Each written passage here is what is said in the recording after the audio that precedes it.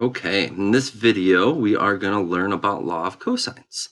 And this is our first look at dealing with triangles with trigonometry that are not right, meaning right triangles. Up until this point, all we've dealt with were right triangles in the coordinate plane, graphing our sinusoids, the sine and cosine curve, also are kind of formed off of right triangles. So this is the first time we are working with something that is not a right triangle, so all brand new. So in the law of cosines, typically we'll have three variations for one problem. All right. No, most importantly, all right, we need to understand how the triangle is going to be structured. All right. Each triangle has three angles at each vertex. Angles, as you can see, are represented with capital letters. Then the side across from each angle is going to have the same letter as the angle. So across from angle A is side A. Sides are represented with lowercase letters. So across from angle B is side B, lowercase letter. Across from angle C, side C, lowercase letter. So the formula. If you are trying to find either angle A or side A, you are going to start with the formula A squared, right? If you're trying to find angle A or side A, you always have to start with side A and you're squaring it, A squared. And I'm having trouble with my pen again. A squared, all right. So A squared is going to be equal to B squared plus C squared. So I like to think about this as starting the Pythagorean theorem, even though it's not. We're starting out with the Pythagorean theorem. A squared equals B squared plus C squared. And then we're going to always subtract 2 times, and it's always going to be the side lengths here. So 2 times BC, and since it's the law of cosines, we're going to times by cosine of angle A. So how is that structured? All right. Well, if you're working with side A, you're starting with side A, you better end with angle A. And whatever sides you have over here that are squared, the sum of these two squares, B squared plus C squared, you're always going to subtract 2 and multiply those same side lengths, 2BC cosine A. Okay, so remember, this is the formula that we're using. Racing way too much. This is the formula that we are using if we are trying to either find side A or angle A. So what if we want to try and find side B? Well, if you want to try and find side B or angle B, you are going to start with B squared. So B squared is going to be equal to A squared plus C squared minus 2 times these two side lengths, A times C, times cosine of angle B. And we're picking angle B because we started with B. Whatever variable you have here, B squared, all right, that's the same angle here, B. So the third variation is, what if you want to find angle C or side C? Well, then we start with C squared. So it's going to be C squared is equal to A squared plus B squared minus 2AB times cosine of angle C, right? Again, since we are starting with C squared, we have to have cosine of angle C there.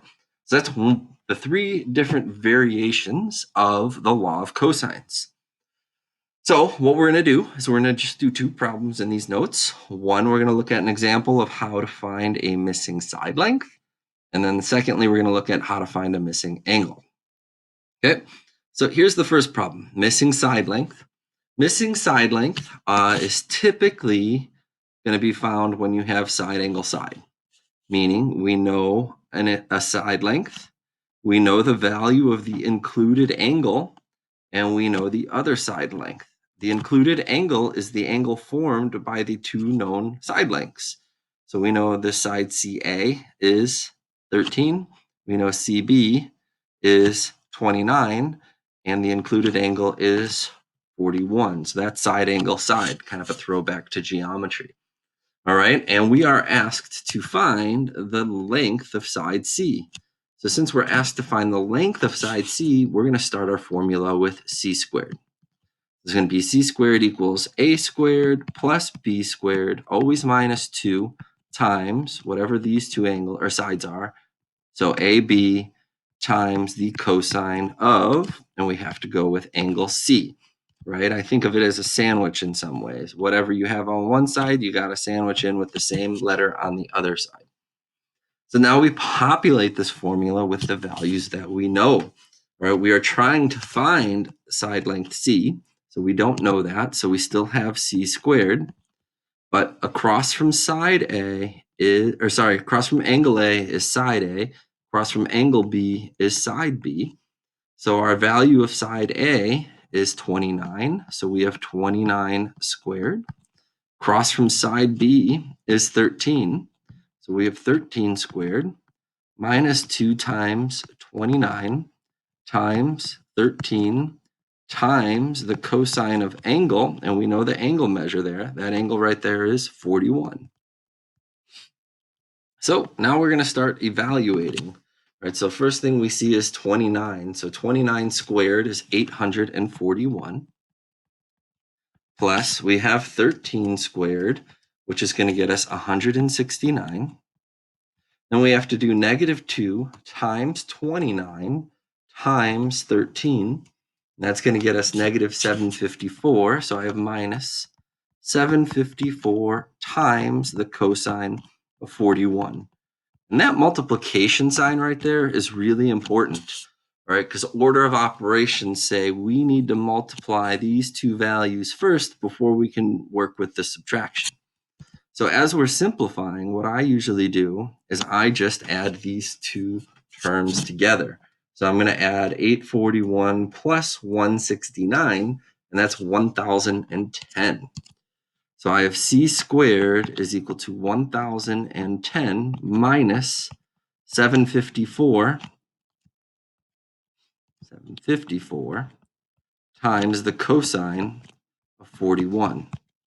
And again, common mistake, students will try and subtract these two values, which goes against the order of operations. You're subtracting before multiplying, and multiplication in the order of operations comes first when you're evaluating, not subtraction.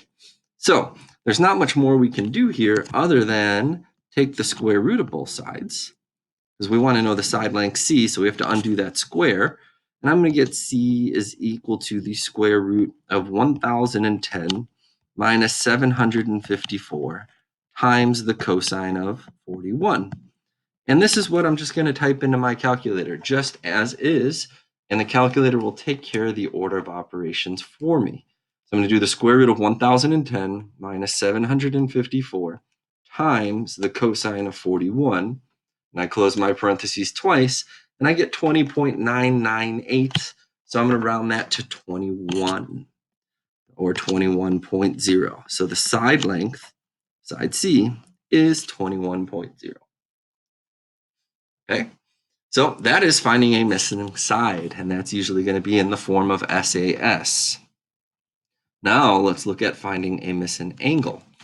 Missing angle is typically in the form of side, meaning we know all three side lengths, but we do not know any angle measures. So we have to use law of cosines to help us find that.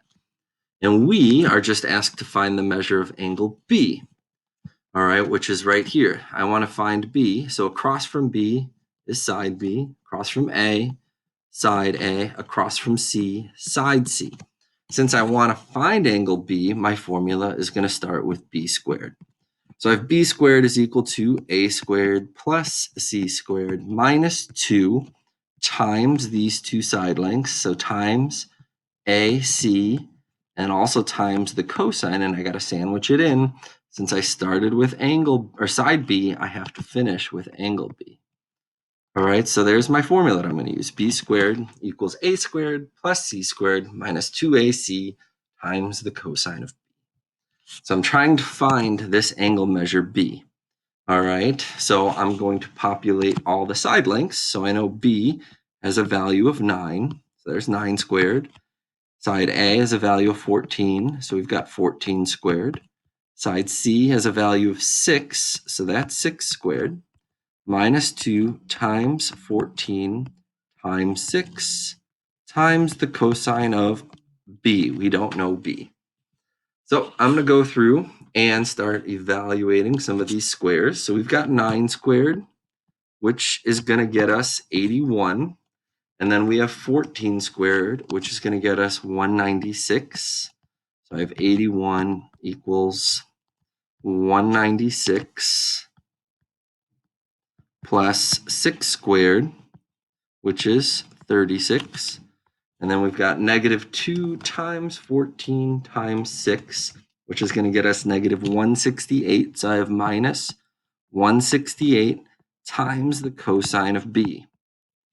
And again, we have to be careful with that multiplication, right? All I can do is add the first two terms together. I can't subtract, all right, because I have to multiply before I can subtract. So order of operations prevents us from doing that. So we're just going to look at 196 plus 36, and that's going to get us 232. So I have 81 equals 232 minus 168 times the cosine of angle B. So my goal is to get this whole expression by itself, cosine of angle B. So I need to undo everything on the right side of this equation that is attaching to cosine of angle B. And there's two things here. I've got this 232 and I've got this negative 168. So I'm first going to subtract over that 232 to the other side.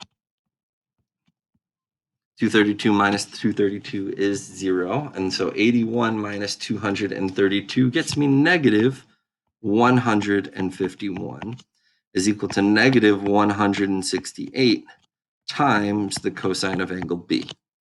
We want to get that cosine of angle B by itself, so we have to undo that multiplication. So I'm going to divide over the 168.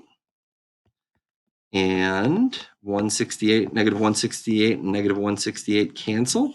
So I'm really just left with the cosine of angle B is equal to two negatives make a positive. So when I see that, I usually cancel those out. And then I keep the ratio exactly the same. I don't worry about simplifying it. Because all we're going to do now is find the angle measure. And you'll remember from right triangle trig, when we were trying to find angle measures, we did use inverse trig, and that's still the same thing here. So we're going to say inverse cosine of 151 over 68. And again, there we go. So inverse cos of 151 over 168 is going to get us, I'm writing it as beta because I'm so used to that, but this is actually B, not beta. Cosine of angle B. So I'm just going to type that into my calculator as inverse cosine of 151 divided by 168 equals, looks like 25.997. So we're going to round that to 26. So angle B is equal to 26 degrees. All right, so just to recap, all right, the formula is probably the hardest part. So whatever you're trying to find, whether it's an angle or a side, that's what you start with. So if we're finding angle B, we're starting with B squared equals A squared plus C squared, kind of like Pythagorean theorem. And then you're always subtracting 2 times whatever the sum of these squares are. So whatever those sides are, we're going to take that. So minus 2 times A times C times cosine B. All right, and we've got to make sure we have a sandwich of sorts. If you're starting with the letter B, lowercase b, you better be ending with the uppercase B on the right side. And you can see that here. We started with A, ended with A. Started with B, ended with B. Started with C, ended with C. Okay, so try the 4 practice problems. There is an answer key, and there are video explanations to each of the 4 problems. Good luck. Don't hesitate to reach out to your teachers if you have questions.